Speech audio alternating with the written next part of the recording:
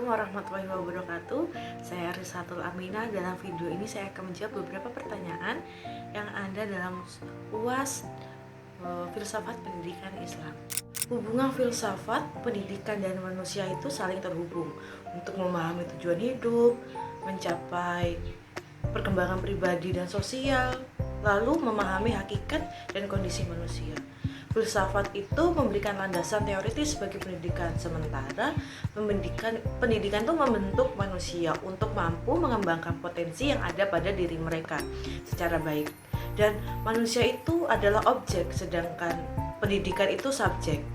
Hubungan dari ketiga elemen ini bertujuan untuk mampu membuat manusia merenungkan atau memahami pertanyaan-pertanyaan yang ada pada diri mereka untuk dapat menyelesaikan permasalahan yang ada pada diri mereka, agar diri mereka menjadi lebih tenang dan tidak terfokus pada permasalahan dengan berpikir secara pendek, tetapi juga mampu untuk menyelesaikan secara teoritis dan berpikir. Hubungan antara orang yang berpikir dan berfilsafat itu orang yang akan berusaha untuk mengembangkan argumennya baik secara logis dan truth structure, serta mereka harus mempertimbangkan berbagai gagasan secara kritis,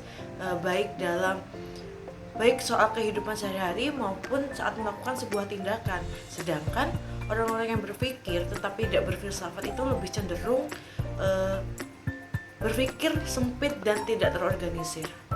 Mereka juga hanya memikirkan cara penyelesaian yang lebih praktis tanpa mempertimbangkan kejadian yang akan terjadi ke depan.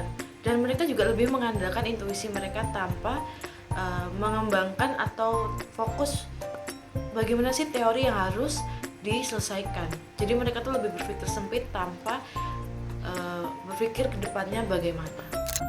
Ada beberapa hal yang melatar belakangi perkembangan filsafat Islam. Yang pertama itu penerimaan dan asimilasi warisan dari budaya zaman Yunani, khususnya karya-karya para filsafat Yunani yaitu Aristoteles, Plato, dan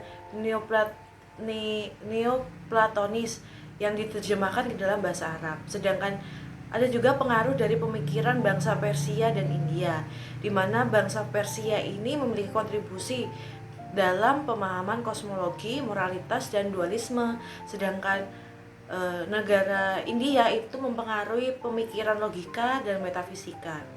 Lalu pemahaman Islam yang semakin meluas itu juga menimbulkan atau menumbuhkan para cendekiawan baru guna memahami Al-Quran dan hadis agar pemikiran-pemikiran dalam pemecahan masalah itu dapat berkembang dan selaras dengan pemikiran ide-ide dari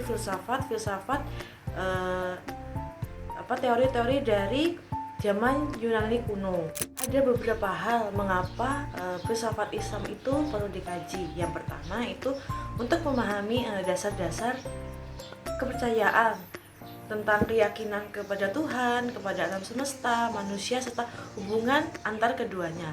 Kemudian filsafat Islam itu mendorong untuk manusia dapat merefleksikan pemikiran mereka secara kritis dan melibatkan masalah-masalah yang terkait dan sesuai dengan ajaran Islam. Kemudian itu filsafat Islam juga dapat diterapkan dalam kehidupan sehari-hari, baik dalam prinsip dan pemikiran agama Islam. Agama Islam memberikan pendapat dan memberikan panduan moral dan etika yang relevan atau selaras dalam menghadapi tantangan yang sedang terjadi pada masa saat ini. Manfaat dalam mempelajari pendidikan filsafat Islam. Yang pertama itu pemahaman tentang pendidikan Islam dalam membentuk individu yang sesuai dengan tujuan, nilai, dan prinsip pendidikan Islam, termasuk dalam pembentukan karakter, pengembangan akal, dan pengembangan spiritual yang sesuai dengan konteks pendidikan Islam. Yang kedua yaitu dengan mempelajari filsafat pendidikan Islam, seorang dapat mengembangkan keterampilan mereka dalam berpikir secara kritis, dan juga ketika mereka mengevaluasi dan memperbaiki diri mereka sesuai dengan apa yang diajarkan dalam pendidikan Islam. Yang ketiga yaitu untuk mengembangkan diri mereka sebagai seorang muslim yang beriman dan bertanggung jawab. Kemudian yang keempat itu dengan mempelajari pendidikan filsafat Islam itu kita dapat merumuskan atau melakukan pendekatan yang relevan saat kita melakukan sebuah penelitian sesuai dengan ajaran pendidikan yang diajarkan dalam filsafat pendidikan Islam. Ruang lingkup filsafat pendidikan Islam itu mencakup berbagai aspek dalam dunia pendidikan. Yang pertama itu mencakup tujuan pendidikan yang meliputi tentang pengembangan akal dalam membentuk karakter dan keterampilan spiritual. Kemudian mencakup etika pendidikan yang melibatkan semua elemen yang ada di dunia pendidikan, yaitu guru, siswa, guna mampu untuk membentuk orientasi nilai-nilai moral yang adil dan jujur. Kemudian pendidikan karakter juga menekankan pembentukan karakter yang baik sesuai dengan tujuan pendidikan Islam, yaitu mengembangkan sifat-sifat moral dan etika yang baik seperti jujur, sabar, kerja keras, dan rasa tanggung jawab. Kemudian terkait dengan bagaimana sih pendidikan agama Islam itu yang memiliki tujuan untuk memperkuat prinsip-prinsip Islam dan menumbuhkan rasa sayang pada diri mereka.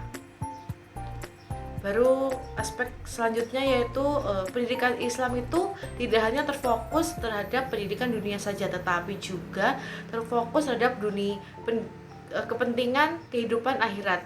Dan pendidikan Islam itu mengajarkan nilai-nilai yang tidak fokus terhadap duniawi tetapi juga terhadap akhirat.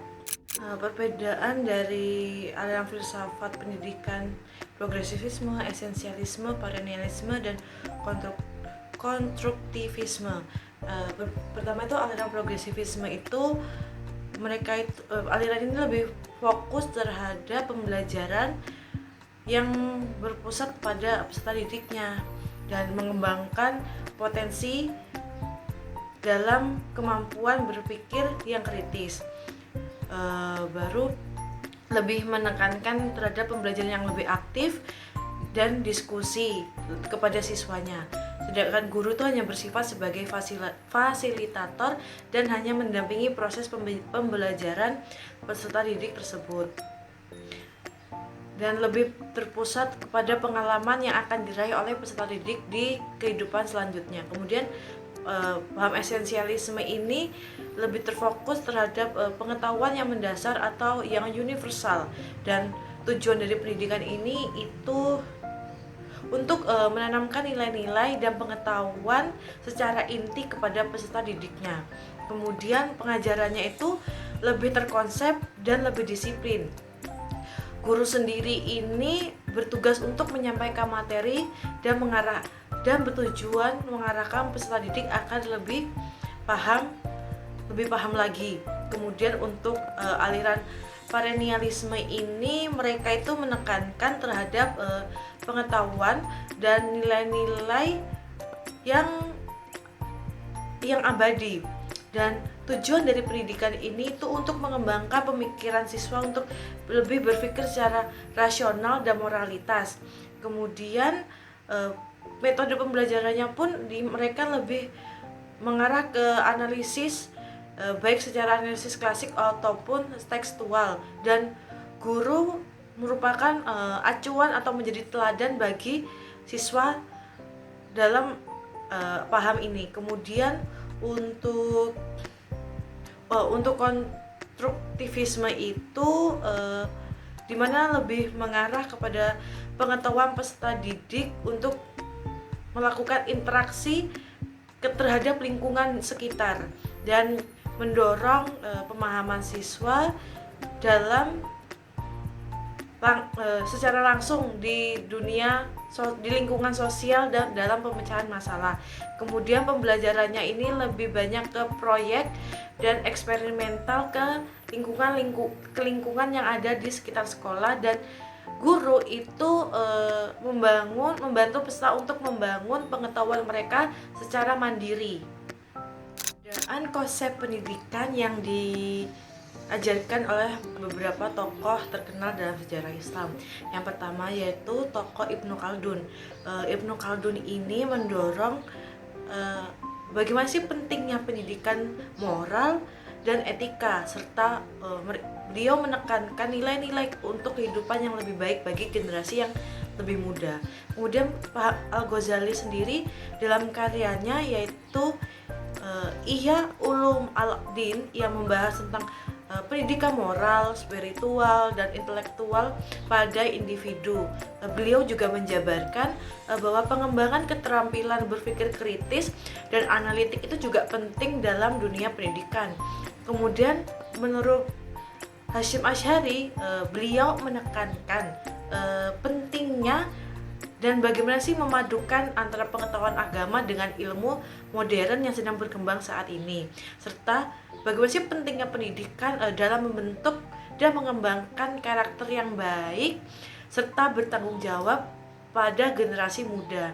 Dan yang terakhir yaitu Ahmad Dahlan menyatakan bahwa pendidikan itu yang berfokus pada agama, moral, dan pengembangan keterampilan secara praktis seperti membaca, menulis, berhitung, dan beliau juga mengajarkan bagaimana sih tentang kepedulian sosial dan interaksi manusia. Konsep pendidikan Islam itu masih relevan dalam membangun kesejahteraan kehidupan manusia dan sesuai dengan faktanya. Bagaimana filsafat Islam itu menekankan pentingnya keseimbangan antara aspek spiritual dan kehidupan manusia. Kemudian filsafat Islam juga menekankan pentingnya bagaimana etika dan moralitas dalam kehidupan sehari, baik dalam nilai kejujuran, kesejahteraan, kasih sayang, dan rasa tanggung jawab, sehingga manusia mampu membangun atau menjadi masyarakat yang lebih adil. Dan filsafat itu juga mengajarkan bagaimana sih antara kaitan nilai-nilai agama dan tujuan hidup, sehingga manusia itu tidak tersesat dalam menjalani kehidupannya, tidak hanya terfokus pada kehidupan dunia atau terfokus terhadap kehidupan agama saja, tetapi memiliki kehidupan yang seimbang antara keagamaan dan duniawinya, sehingga kehidupan mereka tuh balance, tidak tinggi atau tidak besar sebelah. Sekian pemaparan materi yang dapat saya sampaikan, kurang lebihnya mohon maaf. Assalamualaikum warahmatullahi wabarakatuh.